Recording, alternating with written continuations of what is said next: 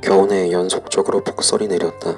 도시의 역사상 기록적인 폭설이 계속해서 내렸고 그 겨울의 끄트머리가 될 때까지 그것은 계속되었다. 사람들은 도시의 정비를 위해서 바쁘게 움직였고 모두가 경황도 겨를도 없었다. 그 사이에서 한 청년은 온갖 두려움과 감정에 시달리며 하루하루를 보냈다. 청년 유르타 카이사르. 시내에서 다소 떨어져 있는 외곽 언덕에 멋들어진 저택을 소유하고 있는 남자. 그는 젊은 나이였지만 집을 갖고 있었고 부유했다. 그리고 또 혼자였다. 부모님을 여의고 그를 돌봐줄 친척마저 우연한 사고로 목숨을 잃고 젊은 나이에 모든 재산을 상속받아 혼자 살아가고 있었다. 유명하지는 않았지만 나름대로 그의 기구한 처지와 사연을 아는 이들이 꽤나 있었다. 청년 유르타는 스스로 알지 못했지만 그가 상대를 알지 못함에도 유르타의 이야기를 아는 이들은 도시에 여러 명이 있었다. 그리고 그건 유르타가 모르는 아버지나 그의 가문의 인연들이기도 하다. 언덕 위의 저택, 시내와는 약간 거리가 떨어져 있어서 어딘가 외롭게마저 보이는 그 집안에서 홀로 살아가는 청년은 깊은 밤을 보냈다.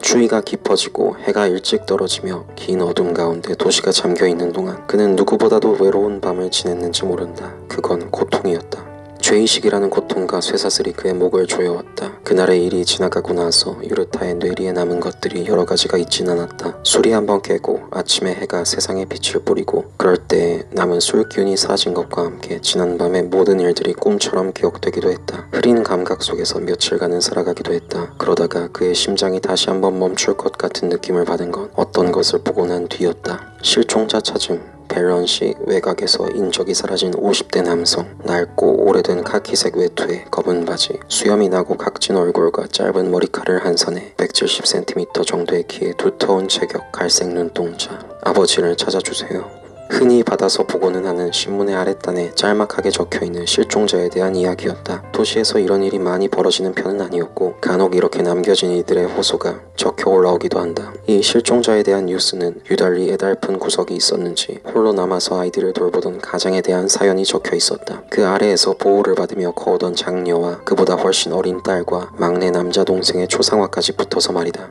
아버지를 찾아주세요. 라는 큰 따옴표 안에 들어간 문장에 유르타는 자신의 귓전에서 누군가가 말을 하는 것처럼 느껴졌고 그 순간 시야가 잠깐 새하얗게 번졌다가 다시 원래대로 돌아왔다. 그는 부족함이 없는 사내였다. 달리 말하면 이 세상에서 온전함이란 사실 찾기 어려운 것이기에 누구보다도 큰 부족함을 숨기고 있는 사내이기도 했다. 아무도 그를 돌봐줄 사람이 없는 처지, 그저 남아있는 유산과 끝없는 남은 긴 평생이 그에게 있을 뿐이었다. 깊은 고독함과 함께 대비되는 부유함 속에서 살아오던 그는 자신의 일상적인 생활이 모조리 무너지는 것처럼 느껴졌다. 어찌할 줄을 몰랐다. 겨울이 지나도록 그는 자수하지 않았다. 흐린 기억 속에 분명하게 남아있는 사실들이 있었지만 집 밖으로 나서지 못했다. 혹은 않았던. 실종자에 대한 사건은 어린아이들의 간절한 호소와만 물려서 조금 더 신문의 뉴스로 나왔고 다른 이들이 웅성거리는 거리의 소문이 그의 귓가에 들려오는 환상이 보이는 것도 같았다. 깊은 밤 내내 며칠을 쉬지 않고 끊임없이 내린 기록적인 폭설로 인해 거리의 모든 것들이 다 뒤덮이고 말았다. 그 안에서 외곽에서 벌어진 목격자가 없는 사건의 흔적조차 완전히 지워져 버렸고 아이들의 홀로 남아있던 가장의 모습이 발견된 것은 눈이 녹은 다음이었다. 도시의 수사기관과 재판기관은 한 명의 가장이 사라진 이 사건에 대해서 폭설이 내리던 밤 개인의 체력적 문제로 인한 우연한 사고로 보았다. 앞이 잘 보이지도 않던 겨울날 밤 가로등조차 제대로 비추지 못하던 거리의 골목 한 부분에서 누군가가 발을 헛디뎠든 어떻게든 우연히 쓰러지고 그 위를 눈이 덮어 동사를 했다는 결론이었다. 수사대원들이 밝혀낸 사인은 동사였다. 누군가가 목숨을 잃었지만 가해자는 없었다. 죄도 죄인도.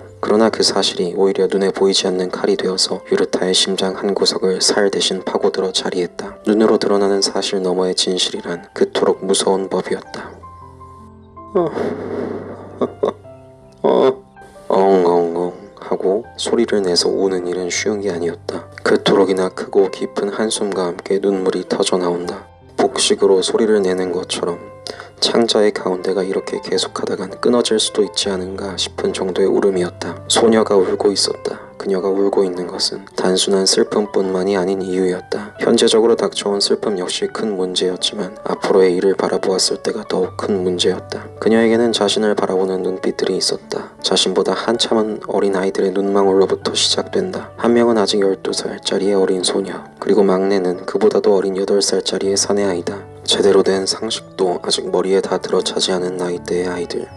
아이들에게 사실을 알려주는 것조차 조금 설명이 필요한 일이거니와 자신에게 닥친 슬픔을 온전히 느끼지 못하는 건 때로 장녀의 슬픔이기도 했다. 그 역시도 아직은 보호받아야 할 존재이면서 마지로서의 책임감이 슬픔 이후의 것들을 바라보게 만든다. 그래서 매니 아들 렌은 엉엉 울면서도 한켠으로 이성을 부여잡는다. 17살의 어린 나이, 아직 성인식을 치르기 전이었다. 내년이면 성인이라지만 그녀가 할 수 있는 것들은 그리 많진 않았다. 밝은 갈색으로 일부러 물을 들인 듯한 아름다운 머리칼을 날개뼈까지 늘어뜨린 여성이었다. 매니는 약간은 수더분해 보이는 두터운 재질의 겨울 원피스를 입었다. 그녀의 머리칼과도 어우러지는 색의 주황빛과 갈색이 섞인 옷. 자리에 쪼그린 채 그녀는 어서 터져나오는 눈물을 다 쏟아내고 정신을 차리겠다는 듯 쉬지 않고 울어댔다. 그런 매니를 옆에서 바라보는 작은 소녀와 사내아이, 차례로 엘리와 휘들턴 아들 렌이었다. 둘 모두 귀여운 구석이 아주 많은 어린이들이었고 똘망똘망한 눈동자로 채 어떤 감정을 드러내지 못하고 언니와 누나의 모습을 보고 있었다.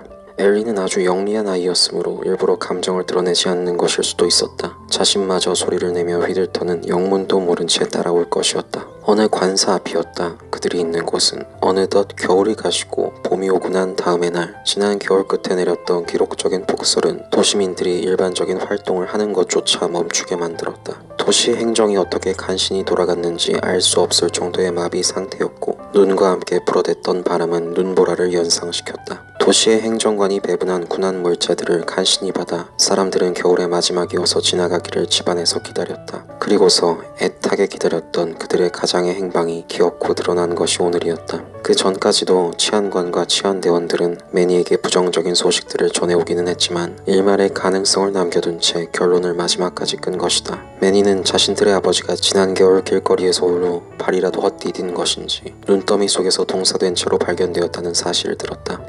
지나친 충격이었다. 남겨진 아이들이 듣기에는 말이다. 아버지가 남겨둔 재산과 생활품, 가정에 남은 식료조차 그다지 넉넉하지 않았다. 매니는 아버지가 돌아가신 슬픔과 자신보다 어린 동생들을 당장 돌봐야 한다는 막막한 현실에 암담함을 느꼈다. 언니... 엘리는 작게 입을 열며 매니의 곁에 섰다. 매니보다 한참은 작은 녀석은 쪼그려 앉은 언니의 몸에 손을 대며 어색한 위로를 해보려 노력했다. 매니의 울음이 그친 것은 그러고서 조금의 시간이 더 지난 뒤였다. 이 다음에 그녀는 울 틈이 그리 많지 않을지도 몰랐다. 어쩌지?